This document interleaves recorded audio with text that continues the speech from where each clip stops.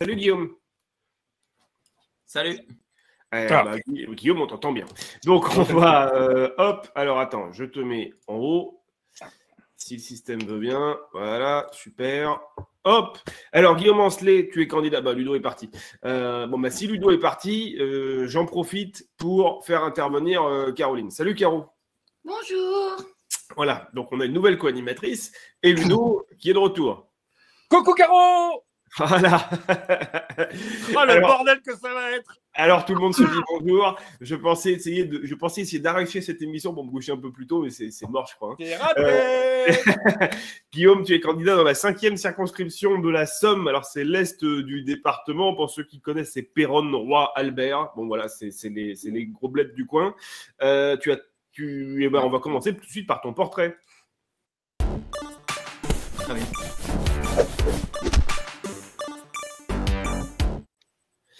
Ludo, c'est où? Ah putain, mais il est parti, Ludo. Il est parti, il va revenir. Guillaume Ancelet, tu as 39 ans, tu es prof de PS, tu es engagé politiquement, en tout cas, ton premier souvenir militant, c'est les manifs suite au 21 avril 2002. Ta chanson préférée, c'est Three Little Birds de Bob Marley. Ton livre préféré, c'est Dans les forêts de Sibérie de Sylvain Tesson. Et ce que tu aimes, c'est la soupe avec les légumes du jardin. Tu aimes la forêt, tu aimes les légumes. Alors, je vais t'appeler le député Nicolas le Jardinier. Voilà. Ça marche. Ça va. Désolé. Ce soir, ça va être un peu plus sarcastique. Je suis désolé, Nicolas. J'ai été d'humeur sarcastique en prêt. J'appelle Guillaume. Oui. Non, mais Nicolas le Jardinier, maintenant, on s'appelle Nicolas tout le temps. Un prof de sport qui écoute Bob Marley et tu l'appelles Nicolas le Jardinier. Il y avait mieux. J'ai pas peur, surtout. Ouais, mais j'ai un grand jardin, donc franchement, c'est. Et il a un grand jardin, il fait pousser de la weed. T'as fait vachement mieux à trouver. Mais Radagast, c'est le député Radagast. Voilà. Bon, allez les amis, question honteuse. Vas-y. Donc Guillaume, ta question honteuse, c'est que tu aimes les bonbons. Mais ton plaisir honteux, c'est que tu aimes les bonbons. Mais moi, j'ai un autre plaisir honteux que je trouve intéressant, c'est que tu sais faire du bilboquet. Est-ce que tu peux nous faire une démonstration juste maintenant? Je ne l'ai pas avec moi, je suis désolé. Tu l'as pas avec toi? Bon, donc tu nous enverras une vidéo de bilboquet.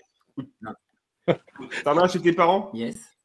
T'as pas une orange qui fait un trou? J'ai un record à 130 répétitions de bilboquet réussi pendant le confinement. Pas mal. Hein? Bah oui. Bah ouais. Tu te moques, mais. 130 répétitions de bilboquet, le jour où tu les fais, Ludo, tu nous enverras la vidéo. Elle y est. Tu vas sur du porn. Et bon, allez. Je suis désolé. Guillaume, il s'ennuiera pas dans l'hémicycle. Et Guillaume, si on est élus tous les deux, tu m'apprendras. Je les prendrai avec moi. Moi, j'ai jamais réussi. Et en plus, non, mais c'est super. Non, mais moi, j'ai jamais réussi. Non, ça va être bien devant les caméras de la chaîne parlementaire. Tiens, en salle des 4 colonnes, les mecs qui t'interviewent et tout. Attends, en fond, tu verras Ludo et Guillaume. Non, mais c'est une. Guillaume qui essaie de faire du bilboquet, ouais. Ça va. Et c'est une technique comme une autre. Si imaginons. Qui n'arrivera pas. Nous n'avions pas la majorité. J'ai le droit d'être maladroite et de faire tomber le bilboquet sur quelqu'un. Par exemple. Ça. Et je dirais, c'est pas ma faute, c'est la faute à Guillaume. La boule de bilboquet, elle fait bien mal. La faute de Guillaume, il avait qu'à mieux m'apprendre à faire du bilboquet. Voilà, par exemple. Et pourquoi c'est honteux d'aimer les bonbons? C'est vrai, ça. C'est bon, les bonbons, sauf si t'as mis avec non, c'est vraiment un truc, en fait, dès que je mets mon nez dedans, c'est foutu, quoi. Le paquet, il passe. Je plaide coupable. Je comprends très bien. Ouais, mais tu auras le droit d'être mon ami dans l'hémicycle. Si on est élus tous les deux, tu auras le droit d'être assis à côté de moi. Je t'aiderai à vider le paquet. Ça marche, pas de problème. Comme ça, il y aura 2 nez dans le paquet de bonbons. Bon, allez, les amis, on va essayer de faire un peu de politique. Il y a tellement de vannes que je me sens. C'est quoi la loi que tu veux? Hein? C'est quoi? Il y a tellement de vannes que. Je viens de me faire larder par Rousseau. Ouais, voilà, exactement. Bon, alors, et moi, ça fait 4 jours que j'étais pas venue. Hein. Ça faisait longtemps que j'avais pas bordélisé. Oui, bah si, il y a 4 jours, c'était déjà moi. Alors, super, merci. On peut partir, hein. Mais non, oh, Caroline. Question Rousseau. Sandrine Rousseau est venue dans l'une de nos premières émissions. Elle avait proposé de faire voter les citoyens de sa circonscription pour déterminer quelle serait la première proposition à défendre dans l'hémicycle. Quand tu seras élu le 20 juin, quel projet de loi voudras-tu porter en priorité? Bon, moi, je pense que c'est de rendre l'accès à l'école intégralement gratuit, que ce soit en termes de fourniture scolaire ou de cantine le midi, en fait. Je pense qu'aujourd'hui, on ne le dit pas suffisamment. On dit que l'école est gratuite, mais en vrai, elle ne l'est pas. Ouais. Lorsque les parents travaillent, périscolaire est payant, cantine le midi est payant, et puis l'ensemble des fournitures scolaires. Donc, il y a quelques municipalités qui les prennent en charge, mais je pense que l'État doit intervenir pour vraiment rendre l'école gratuite dès son entrée jusqu'à la fin du lycée. Ça me paraît être une priorité. Est-ce que toi, dans ton quotidien de prof, tu vois les dégâts, j'allais dire, de cette inégalité? Ouais, tout à fait. En fait, la société ne va pas bien. Donc, aujourd'hui, on a des parents qui sont en difficulté et forcément, ça se répercute sur les enfants. Et on sait au collège que certains enfants, leur seul repas, c'est celui de la cantine. Et lorsqu'on se dit que certaines familles ne mettent pas leurs enfants à la cantine le midi parce que c'est trop cher, on imagine qu'ils mangent mal à la maison. Et qu'on puisse aujourd'hui offrir à toutes et à tous les fournitures scolaires plus le repas du midi à la cantine, ça me paraît la moindre des choses lorsqu'on se dit à un pays hyper civilisé, hyper riche, et de ne pas laisser des enfants sur le côté, sur le carreau, malnutris, et puis du coup mal équipés aussi pour les apprentissages. Ok. Une réaction, Ludo, Caro? Moi, je suis totalement d'accord, mais moi, en même temps, je suis dans un département, dans une commune super chanceuse où la cantine, le prix est très bas. Et moi, par exemple, mes enfants, quand on les emmène à l'école, on paye, les fournitures scolaires sont prises en charge par la commune. Mais c'est pas… Mais en fait… Et je gueule souvent après la commune, le département et tout ça pour qu'ils le disent, parce que du coup, je me rends compte que pour les gens, nous, on habite dans ce département, dans ces communes depuis X années, et c'est tellement acquis qu'on ne se rend pas compte que dans les communes d'à côté, c'est pas comme ça. Et on ne se rend pas compte que la prise en charge des fournitures scolaires, la cantine à 50 centimes pour les plus démunis, c'est pas le cas partout, quoi. Et effectivement, il faut laisser personne sur Caro parce qu'elle a déjà assez de boulot. Bon, allez. Super transition. On va passer à la question de Prune.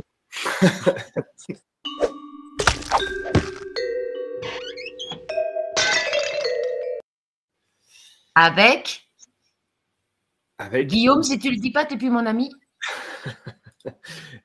Qu'est-ce qu'il y a dans la prune, Guillaume? On va voir si tu suis l'émission, Guillaume. Ah, Guillaume, je ne suis pas l'émission. Je ne donnerai pas de bonbons. Il y a 10% de Mirabelle. Et comme Caroline préfère la Mirabelle à la prune, tu es obligé de le préciser à chaque fois qu'elle est là. Guillaume, dans cette émission, on prend le pouvoir, on colle des tartes. À qui tu dois coller des tartes dans cette circonscription? Et donc, on colle des tartes électorales, bien sûr, hein, c'est à repréciser à chaque fois. À qui tu colles des tartes dans la circonscription? Et comment se passe ta campagne? Et comment s'est passé le rassemblement de la NUP? Alors ici, on colle des tartes au Rassemblement national qui est ultra fort, 41% au premier tour.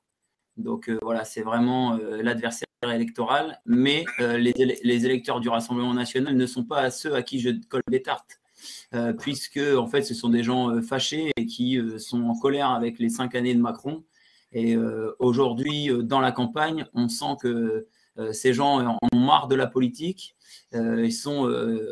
Ils ont ras-le-bol, et du coup, les propositions qu'on porte aujourd'hui ont un écho dans leur quotidien. Blocage des prix, augmentation des salaires, la retraite à 60 ans, ce sont des choses qui leur parlent parce que ce sont des gens qui sont fatigués, que les décisions qui leur tombent dessus depuis Paris sont complètement déconnectées de leurs besoins.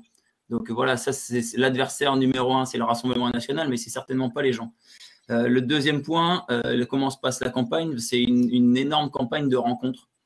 Moi, je passe mon temps à aller sur ce qu'on appelle chez nous des raideries. Donc, c'est les brocantes, les vides-greniers, les vides-maisons. Et donc, je vais discuter avec l'ensemble des vendeurs qui sont disponibles dans la journée, en fait, pour lire le tract, pour discuter, etc. Et j'ai les camarades qui sont avec moi, qui, eux, s'occupent plutôt des gens qui passent dans les allées. Et donc, on enchaîne sur les week-ends, les temps de rencontre comme ça avec les gens, sortie de supermarché, sortie d'école, en fait, là où les gens sont et là où les gens sont disponibles. Et ensuite, c'est porte à porte. Voilà, c'est tous les soirs déjà depuis 15 jours et il reste encore 4 soirs comme ça. Là, on vient de faire une grosse soirée de porte à porte aujourd'hui. Donc voilà, ça, c'est comme ça que se passe ma campagne. Et après, le troisième point, c'était quoi? C'était comment se passe le rassemblement de la NUP. Le rassemblement de la NUP. Ouais, le rassemblement de la NUP, ça s'est assez bien passé. Donc moi, alors pour tout vous dire, je suis candidat Picardie Debout, qui est le mouvement politique de François Ruffin. Donc voilà, je suis en campagne et puis je suis annoncé candidat bien avant le second tour de l'élection présidentielle. Et on est dans un lieu où la gauche, historiquement, a quasi disparu.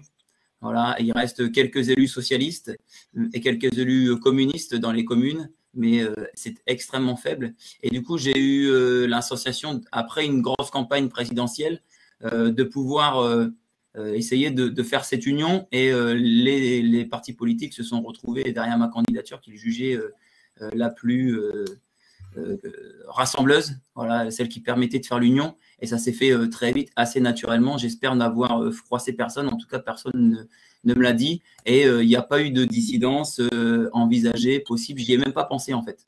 La seule chose qui aurait pu peut-être se passer chez nous, c'est un parachutage. Mais je ne l'ai même pas envisagé. En fait, c'était tellement… j'aime pas trop cette expression, mais ça résume assez bien. C'était tellement une terre brûlée chez nous que la moindre petite graine faisait germer l'espoir que voilà, ça pouvait redémarrer. Et aujourd'hui, après une grosse campagne présidentielle et une super campagne législative, on sent qu'on trouve un écho dans l'esprit des gens. Et alors, on ne sait pas si ça sera suffisant, mais en tout cas, on est en train de faire la campagne qu'on voulait faire. Et ça, c'est chouette. Cool. Est-ce qu'il y avait donc le rassemblement a eu lieu avant la présidentielle, en fait, c'est ce que tu nous disais? Non, le rassemblement, il a eu lieu après officiellement, mais je ne veux pas dire qu'il était acté avant, ce serait pas vrai, puisqu'il y a des instances au Parti communiste et des instances au Parti socialiste qui avaient besoin d'attendre le second tour. On a respecté leur choix. Maintenant, ils n'avaient pas de candidature à poser sur la table. Moi, j'avais rencontré l'an passé une conseillère, dans le cadre de sa campagne, la conseillère départementale de Péronne, qui est une des grandes villes de la Circo, donc Valérie Cum, à qui j'avais proposé d'être ma suppléante.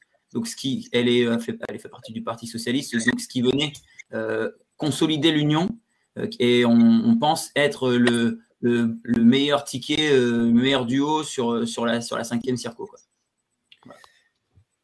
Il y a des dissidents de ton côté ou de l'autre côté? Est-ce que tu dois faire face à une droite divisée, candidat LR, candidat Reconquête, d'autres barons peut-être qui se présentent et qui font que tu peux espérer par exemple accrocher le deuxième tour de façon crédible? Ouais, c'est ça. En fait, je fais partie un des 4 candidats qui peut accrocher le second tour. Donc, le Rassemblement national est relativement favori par rapport au nombre de voix qui ont été faits à la présidentielle.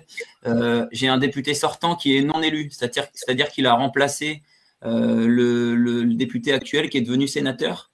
Voilà, donc ce député sortant a perdu sa mairie. Il était maire de Ham jusqu'en 2020 et il a pris une fessée électorale au premier tour, 65-35, et du coup, il n'a plus d'ancrage local.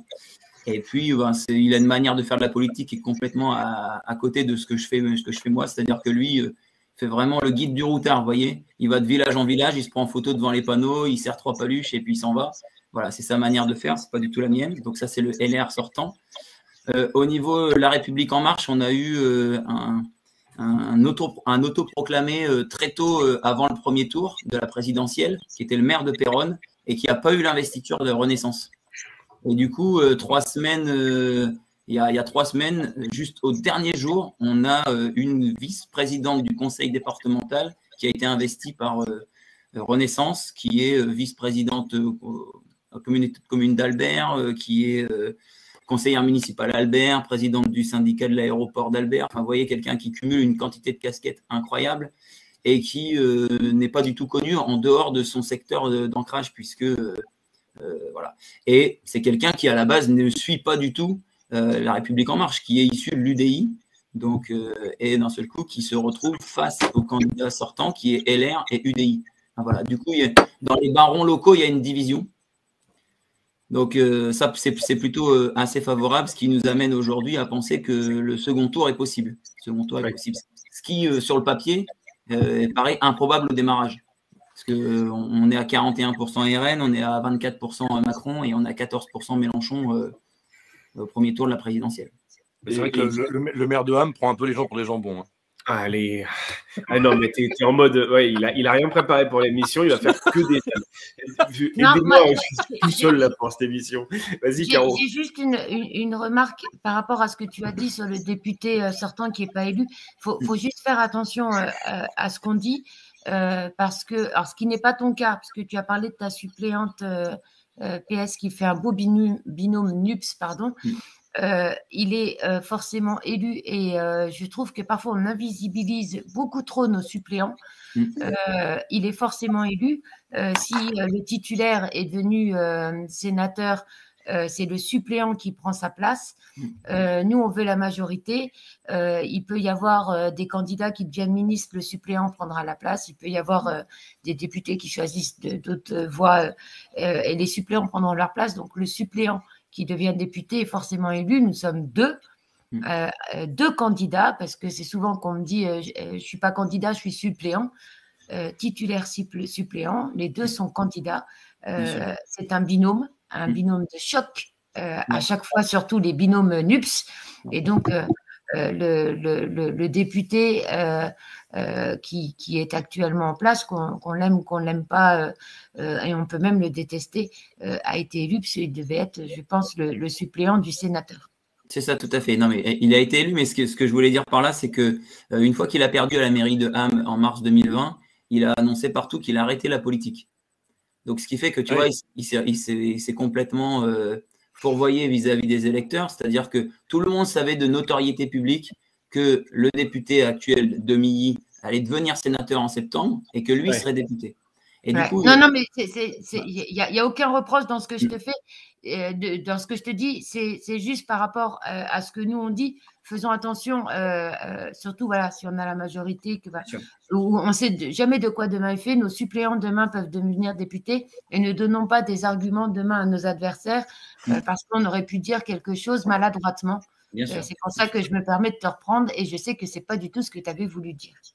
Voilà. Non, puis en plus, le fait par exemple, tu vois, mon affiche de campagne, c'est ça. Donc, tu vois, on est un vrai bilan. C'est pour ça, mais c'est pour ça que je sais que c'est parce que en plus, tu as parlé de ta suppléante, donc je savais pertinemment que ce n'était pas du tout ce que tu avais voulu dire.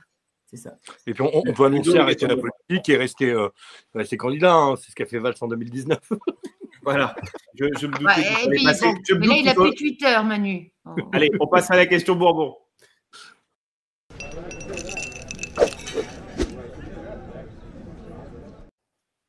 Cette émission, c'est un centre de service. De quoi as-tu besoin pour que ces 2 dernières semaines de campagne se déroulent le mieux possible et soient les plus impactantes possibles pour les électeurs? Alors, est-ce que tu peux entendu le début de ta Je dis, cette émission est un centre de service, donc tu peux demander, par exemple, si tu as besoin de community manager, de vidéaste, de n'importe quoi, n'importe quelle compétence dont tu as besoin pour que ta campagne soit la meilleure possible. Ne demande pas à un humoriste, il ne tient pas ses promesses. De toute façon, il n'est pas là. J'avais demandé à Guillaume Meurice, il n'a jamais voulu. Ah, bah voilà. Non, bah écoute, là, sur cette dernière semaine, moi, ce qu'on a le plus besoin dans cette dernière semaine, c'est des gens, en fait. Voilà, c'est pour à la sortie des écoles, sortie de supermarchés, les porte-à-porte. Et aujourd'hui, moi, j'ai une équipe d'une 40aine de personnes autour de moi. C'est absolument colossal. On a 242 communes dans la circonscription. Donc, pour nous, c'était déjà boité sans utiliser aucun prestataire. On a couvert absolument toute la circo. Sur toutes les grandes villes, on est passé 3 fois. Donc, annoncer les réunions publiques, tracter on a fait un petit journal 4 pages. Et puis là, en ce moment, on a le dernier flyer A5 recto verso qui arrive dans les boîtes aux lettres et celui qu'on donne demain à la main. Franchement, je voudrais vraiment remercier les militantes et les militants qui sont autour de moi parce qu'ils font un boulot incroyable. Dans ce que j'avais projeté comme campagne, c'était ça que je voulais, exactement. Et aujourd'hui, on arrive à 4 ou 5 jours là, du premier tour avec la campagne que j'avais imaginée dans ma tête qui s'est mise en œuvre. Et donc ça, je pense que pour une première, c'est une énorme réussite. Et ça j'en suis extrêmement fier. Deuxième chose, c'est qu'on essaie aussi aménager des temps festifs. Là, je viens de finir, par exemple, un match de foot ce soir. À 20h, on jouait contre l'US Ham, le club à côté. Donc, on a fait porte-à-porte pendant 2 heures. On les a rejoints au stade. On était presque une vingtaine de joueurs de l'équipe Picardie Debout contre l'équipe de l'US Ham. Et on a perdu 5-3, mais le score importe peu. Mais voilà, on passe des super moments. Et derrière, c'est pique-nique ensemble. Et donc là, je les ai quittés un peu plus tôt pour venir à cette émission. Mais voilà, en tout cas, la campagne, elle se déroule vraiment nickel. J'ai une super directrice de campagne. En fait, dans le groupe d'opposition de gauche à la municipalité d'Amiens, ils avaient une collaboratrice de groupe qui est quelqu'un d'extrêmement sérieuse et organisée. Et j'avais très envie qu'elle soit ma directrice de campagne. Et ils ont fait en sorte qu'elle puisse être libérée voilà, en congé sans solde et en dispo. Et du coup, elle s'est mise. Enfin, je l'ai employée pendant 3 mois là. Et donc, je veux dire, on forme un binôme où on bosse tout le temps ensemble et du coup, on arrive à sortir tout notre matériel en autonomie. Voilà, vraiment une campagne comme je le rêvais. Donc, merci des coups de main que vous proposez. Mais voilà, pour l'instant, je pense que sur ce qu'on aura fait, on peut en être fier. Si vous voulez une campagne encore meilleure que celle que Guillaume a rêvée, Stéphane vient de poster dans les différents chats le lien du groupe Action Populaire de Guillaume. Donc, je vous invite à rejoindre, si vous habitez dans l'Est de la Somme et un peu autour, à rejoindre sa très très belle campagne qui a très très bien démarré pour voilà, donner du soutien et du courage à la quarantaine de militants qui travaillent pour lui et faire encore mieux pour les 2 dernières semaines parce que dans ces conditions, non seulement tu vas passer le premier tour, mais peut-être que tu vas gagner aussi. Ah ouais, non, mais franchement, on ne sait jamais. Enfin, moi, tu vois, en plus, c'est la première, donc je ne sais pas si c'est suffisant. Mais en tout cas, on fait un boulot de dingue. Aujourd'hui, on a fait 2 raideries. Donc, c'était entre 200 et 300 exposants sur chacune des raideries. Donc, j'ai discuté environ avec 500 couples qui étaient venus exposer en famille, etc. Pendant que les copains ont distribué à des dizaines de badauds, des centaines de badauds, puisqu'il y avait grand soleil et qu'elles étaient pleines. Donc, vous voyez, aujourd'hui, on a touché plus de 1000 personnes. Plus une soirée foot là où il y avait une centaine de personnes autour, sur le terrain et autour du terrain. Enfin, vous voyez, du coup, c'est des dynamiques qui sont extrêmement intéressantes et qui réveillent les consciences. Et c'était ça aussi, de pouvoir utiliser cette campagne pour se dire il y a une alternative et il faut pas subir. Et qu'on se relève ensemble, qu'on se tienne debout et qu'on soit fiers de notre coin. Eh ben, on va passer à la question ninja.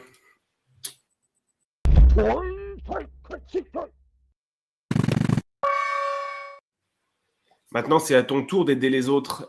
Quelle est la technique ninja que tu recommanderais à tous les candidats, les militants qui peuvent nous voir pour améliorer la campagne? C'est quoi ta secret sauce? Alors là, nous, on a fait un truc de ninja le soir du second tour, en fait. C'est-à-dire qu'on s'est dit que tous les panneaux électoraux allaient être disponibles. Donc, on a fait tirer 3000 affiches. Et on a couvert l'intégralité des 242 communes avec 12 fois ma tête sur les panneaux électoraux. C'est-à-dire que la 5e circonscription de la Somme s'est réveillée avec Guillaume Ancelet devant toutes les écoles, toutes les mairies, voilà, le 25 avril au matin. Et en termes de déficit de notoriété au démarrage, ça a du coup été très vite comblé. Et les gens m'ont vu exister dans le paysage de leur village et de leur ville assez vite. Et le soutien de François Ruffin aussi est une grande aide, voilà, au démarrage, puisque du coup, ça vient ancrer l'idée de ce que peuvent être mes idées grâce aux interventions qu'il a pu faire dans l'hémicycle et puis ailleurs pendant 5 ans. Voilà, du coup, ça, c'est une technique de ninja que tout le monde ne peut pas avoir, ce tampon, parce que nous, ici, c'est local. Mais voilà, ce gros truc de se dire, les panneaux sont disponibles, les villes les enlèveront certainement pas toutes jusqu'aux législatives. Donc aujourd'hui, on colle les affiches officielles par-dessus mes 12 affiches qui sont toujours en fait. Donc voilà. Très malin. Ça a été une grosse opération. Bravo Guillaume. Guillaume, tu es candidat dans la 5e circonscription de la Somme, l'Est du Oui. département, Péronne-Roi-Albert. Un grand merci pour ton passage dans Prune-Bourbon et le temps que tu nous as consacré. Bah, Bravo merci pour ta l'invitation. campagne ultra offensive sur ce qu'on appelle un territoire de conquête. Et ça apparaît très, très prometteur. On suivra de près ta campagne. Merci à toi, Guillaume. C'est gentil, merci beaucoup. Bonne soirée. Et on va t'envoyer un Bonne mail, soirée. Guillaume, pour le soir du premier tour, pour qu'il soit dispo au moins 2 minutes, pour qu'on commente rapidement les résultats, qu'il nous lance une bonne ou une mauvaise nouvelle. Juste 2 minutes pour la communauté Prune-Bourbon, à tous les candidats, donc on va t'envoyer un mail. Ça sera fait. On l'enverra demain à l'ensemble des candidats. Il y aura un petit dispositif pour que tu participes. On adorerait que tu viennes nous annoncer tes résultats dans Prune-Bourbon. Ça sera fait. Avec plaisir. Salut Guillaume. Génial, bonne soirée. merci.